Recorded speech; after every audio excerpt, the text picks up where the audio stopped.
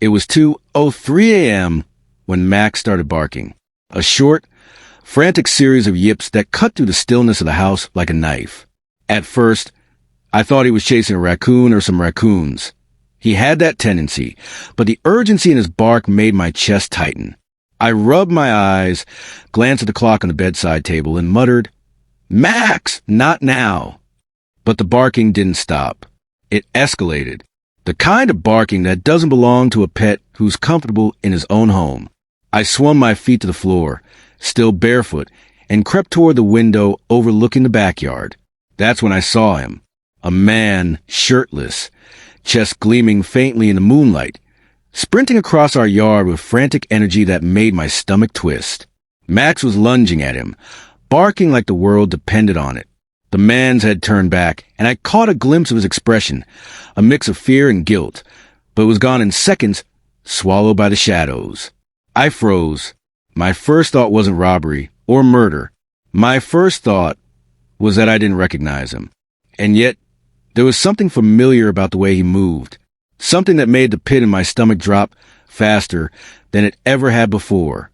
By the time I got my phone to call 911, the man had vanished.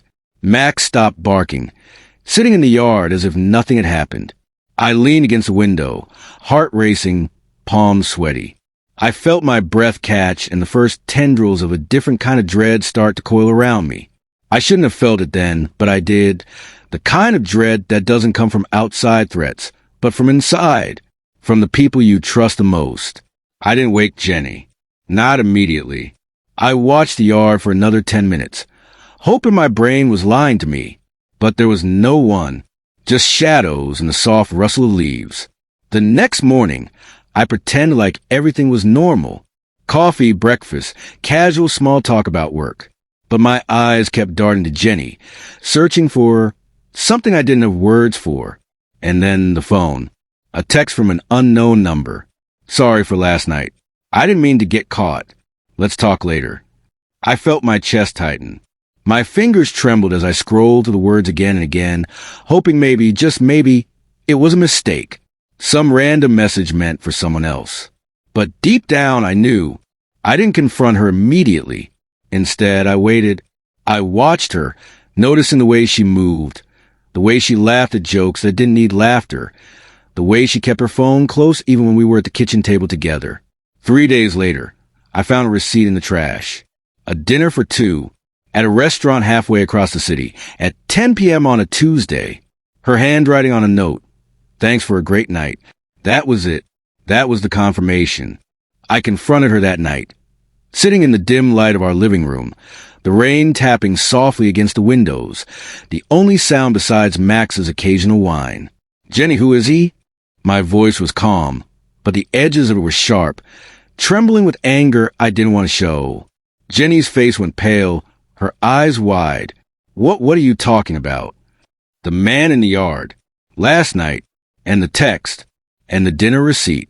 Don't lie to me, Jenny. I know."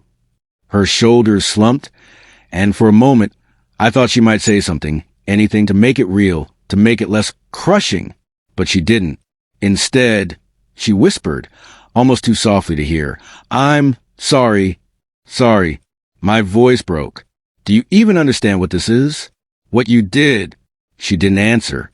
She just sat there, trembling, eyes cast downward.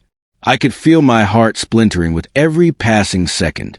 I wanted to scream, to break something, but mostly I wanted to disappear, to evaporate and leave this house, this betrayal, this life that had turned into a nightmare overnight. I left. I drove aimlessly, windows down, rain spray my face, the city lights smeared by tears I refused to cry. I didn't know where I was going, only that I couldn't stay. When I returned hours later, the house was silent, too silent. I found Jenny asleep on the couch, phone clutched to her chest. And for the first time, I saw her the way I had never seen her before, as someone who could hurt me so completely, so casually, that the life we built together felt like a lie. I didn't touch her. I didn't speak. I just walked upstairs to our bedroom, closed the door, and sat on the edge of the bed, staring at the ceiling, thinking about everything we had lost. Sleep didn't come. only memories. The way she laughed at my dumb jokes, the way she rested her head on my shoulder during movies, the way she said my name with love in it. And then the lies, the secrecy, the betrayal.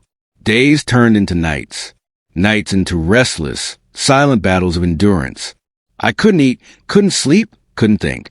Every text, every call, every glance at her felt like knives being twisted in me. And yet, I couldn't leave. Not yet. Not until I understood why. It was during one of those nights, staring at her asleep, that I realized the depth of my own vulnerability. I loved her. Still, even after the betrayal, even after the lies.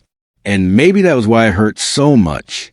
Not just because she had broken our vows, but because I had invested my soul into someone who could treat it so carelessly.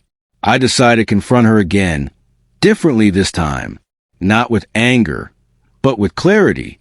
Jenny, I said one night, voice steady but low, I need to know why. I need the truth. I can't keep living like this. She looked at me then, really looked, as if for the first time seeing the man she had hurt. And then she started to cry. Quietly at first, then harder. I don't know, she whispered. I don't know why I did it. I thought I was lonely. I felt invisible. And then it happened. I didn't mean to hurt you. I sat there listening, hearing the confession, the remorse, the shattered pieces of the woman I had loved. And I realized something important. Betrayal isn't always black and white.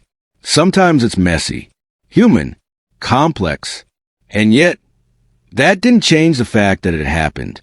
That fact remained like a scar that would never fully heal. I didn't forgive her that night. I didn't know if I ever could. But I listened. I let her speak. And in her voice, in the trembling, raw honesty, I saw a reflection of the pain I felt mirrored back at me. Pain shared, though not pain deserved. Over the next few weeks, we tried to talk. Really talk. Sometimes it was civil. Sometimes it exploded into shouting matches that left both of us shaking. But each conversation, each tear shed, each apology given, chipped away at the walls that betrayal had built around us. Max still barked at 2 a.m. sometimes, but now I could see him not as a harbinger of fear, but as a reminder of the fragility of our life together, the thin thread of trust that needed constant tending. I won't lie. The shadow of that night will always linger. The image of that shirtless man running across our yard, the image of Jenny's pale, guilty face. It is burned into me, and it always will be. But life went on. We went on. Not perfectly. Not easily. But we went on. And in that going on, I discovered something else. Betrayal doesn't always destroy a marriage. Sometimes it reshapes it, forces it into a raw, unvarnished honesty that no ordinary love could ever achieve. Some nights, I still lie awake, staring at the ceiling, feeling the absence of certainty. But in the quiet moments, I also feel her hand on mine, her head resting briefly on my shoulder, and I remember why I stayed, why I loved, and maybe, just maybe, why we might survive. Because the truth, as brutal as it is, has a strange power. It can hurt you, but it can also set you free. And freedom, sometimes, freedom begins at 2 a.m. with a dog barking, a man running, and a heart that refuses to look away.